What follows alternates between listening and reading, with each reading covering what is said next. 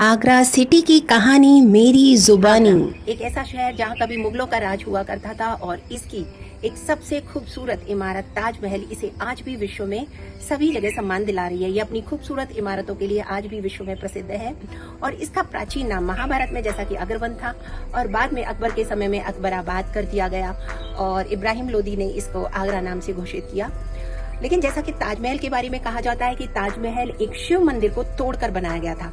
इसके नीचे आज भी अगर इसको तोड़ा जाएगा तो शिव मंदिर निकलेगा और इसके पीछे बहुत सारी बातें कही गई जिसको सबूत दिए गए कि यहाँ पे ओम की आकृति है और इस तरीके से। लेकिन इससे पहले हम जानेंगे कि इस जो शिव मंदिर है इसी तरह इसकी और बहुत सारी आगरा शहर की ऐसी इमारतें हैं, ऐसे मंदिर हैं जो इसकी प्राचीन संस्कृति को, इसके इतिहास को बताते हैं कि केवल ताजमहल ही आगरा की पहचान नहीं है। इसके अलावा और बहुत सारी ऐसी चीजें हैं जो आगरा की विरासत को आपके सामने रखते हैं और उसमें एक प्रसिद्ध मंदिर आता है पृथ्वीराज मंदिर, जो कि शाहगंज में स्थित है और जो उसका संबंध है पृथ्वीराज से। जैसे ही मंदिर में हमने प्रवेश किया तो हमको आरती होती हुई मिली। भगवान का अभिषेक हो चुका था और इसके पीछे की कहानी है कि पृथ्वीराज जी जब आगरा आए थे तो उन्होंने अपने घोड़े को एक जगह बांधा और वो बार बार वहाँ से खुल जाता, वो बार बार कोशिश करते।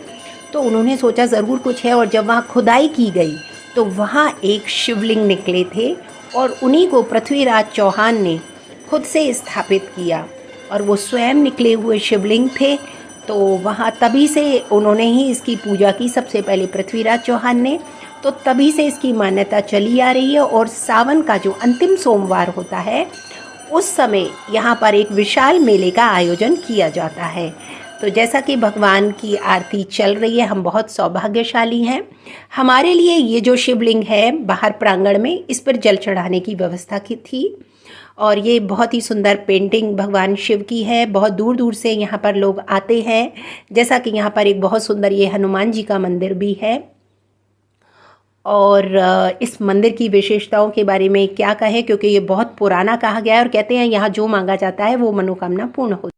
के बाद हम तुरंत चल दिए रावली महादेव मंदिर, जिसकी बहुत मान्यता है और इसका इतिहास जुड़ा हुआ है अकबर के शासनकाल से और ये शहर के बीचों बीच स्थित है। 800 साल से भी पुराना है इसका इतिहास।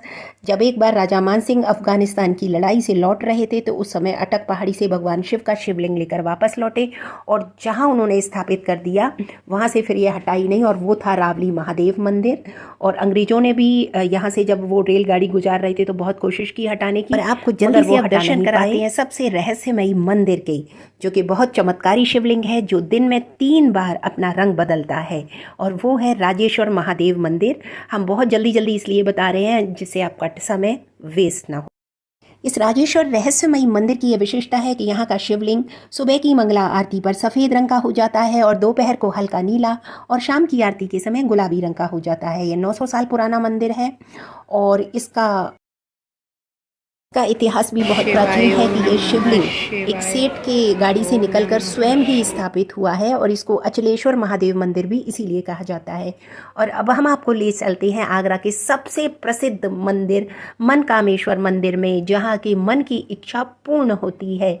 जो भी यहाँ जो कुछ मांगता है वो उसकी इच्छा पूर्ण होती है। अब कब होगी, कितने समय में होगी, ये तो हम नहीं कह सकते, मगर होती अवश्य है। तो ये दर्शन कर लीजिए मनकामेश्वर नाथ के। और यहाँ विशाल रुद्राभिषेक हो रहा था जिस समय हम गए थे। और अब ले चलते हैं आपको बल्केश्वर मंदिर, महादेव मंदिर। ये बल्केश्वर में स्थित है और इस मंदिर का इतिहास भी बहुत पुराना है। यहाँ दूर दूर से लोग आते हैं। सावन के सोमवार में यहाँ भी मेला लगता है। इसके बारे में कहा जाता है कि जब पहले बहुत साल पहले यहाँ पर सिर्फ बिल्व पत्र हुआ के पेड़ हुआ करते थे, तो क्या हुआ, जब धीरे धीरे उनको हटाया गया तो वहाँ से ये शिवलिंग प्रकट हुए। तो उसका नाम, ये यमुना नदी के तट पर स्थित है। तो कहा जाता है कि जब उसका धीरे धीरे नाम पहले बिल्केश्वर था फिर वो बल्केश्वर पड़ गया। और अब ले चलते हैं, ये यमुना नदी के तट पर ही एक और विशाल सुंदर मंदिर है। जैसा कि ये मंदिरों की नगरी है तो कहा जाता है कि 40 दिन तक कोई लगातार शिव मंदिर जाए और वहाँ दर्शन करे, पूजा करे तो कैसी भी मन की कामना होगी वो पूर्ण होती है। क्या आपके साथ कभी ऐसा हुआ है कि आपको शिव मंदिर जाकर बहुत अच्छा लगा हो, कुछ ऐसा आपकी किस्मत जगी हो, कुछ आपकी मनोकामना पूर्ण हुई हो? तो मुझे कमेंट बॉक्स में ज़रूर बताइएगा। मैंने श्रद्धा भाव से यहाँ पूजा की क्योंकि मैं पहली बार ये सारे मंदिरों के दर्शन कर रही थी। और ये सबसे जो पुराना प्राचीन नीलकंठ महादेव, इसको देख के तो आप ऐसे प्रसन्न हो जाओगे। इतना सुंदर, ऐसे घने जंगलों के बीच ये मंदिर था कि बहुत जाना ही इतना मुश्किल था। जो हमारे गाड़ी वाले ड्राइवर थे जो हमको लेके गए थे, इतनी पहाड़ियों के बीच से हमको इस नीलकंठ महादेव मंदिर के दर्शन कराए। इतना बड़ा शिवलिंग है। और देखिए यहाँ सब मंदिर के जो सामने, शिवलिंग के सामने ही जस्ट नंदी जी महाराज होते हैं और बहुत ही बड़े विशाल नंदी जी थे। यहाँ सबसे बड़ी जो बात थी, यहाँ बहुत शांति थी। यहाँ सभी लोग पहुँच नहीं पाते हैं। तो यहाँ हमको कुछ चढ़ाने के लिए जल चढ़ा सकते हो आप आराम से, मतलब कोई मनाही नहीं थी, आप जो चाहे कर सकते हो। हर जगह क्या था, बहुत भीड़ हो रही थी मंदिरों में, लेकिन यहाँ इतना सुकून का वातावरण था, आप जो चाहे शिव की आरती गा सकते हो। तो मेरे ख्याल से, मेरा ऐसा मानना है कि आप एक बार जब कभी आगरा जाए तो ये नीलकंठ महादेव मंदिर अवश्य जाए। थोड़ा सा जाने में मुश्किल हो सकती है, मगर जो आपको आनंद आएगा वो सच में बहुत अद्भुत होगा। और यहाँ पूजा करने के बाद इसके अंदर ही एक सामने की तरफ एक ऐसी गुफा है कि जहाँ आपको झुककर अंदर जाना पड़ेगा। वहाँ आप सीधे खड़े होकर अंदर गुफा के अंदर नहीं जा सकते हो। जो महंत पुजारियों आदि के लिए ध्यान, पूजा, आराधना करने के लिए गुफा बनाई गई है। तो मैं यहाँ झुक कर गई और यहाँ मुझे भगवान अर्धनारीश्वर के दर्शन हुए, जिनका आधा स्वरूप शिव के रूप में था और आधा माता पार्वती का। और यहाँ बैठकर मैंने गुफा के अंदर थोड़ी देर पूजा की। तो आप चाहें तो यहाँ दर्शन करने जाइएगा ज़रूर। और ये घने जंगलों के बीच है जहाँ लाखों बिल्व पत्र के वृक्ष आपको मिलेंगे।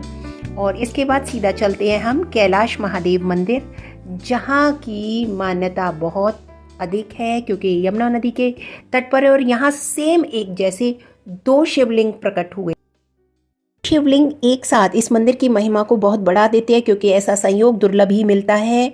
और शिवलिंग भगवान परशुराम और उनके पिता ऋषि जमदग्नि के द्वारा स्थापित किए गए थे। तो बहुत कम मंदिरों में 2 शिवलिंग मिलते हैं। महर्षि परशुराम के पिता। तो आपको ये सारे महादेव, जितने भी आगरा के हर कोने पर जो महादेव है, मैंने उसके दर्शन आपको घर बैठे बैठे कराए।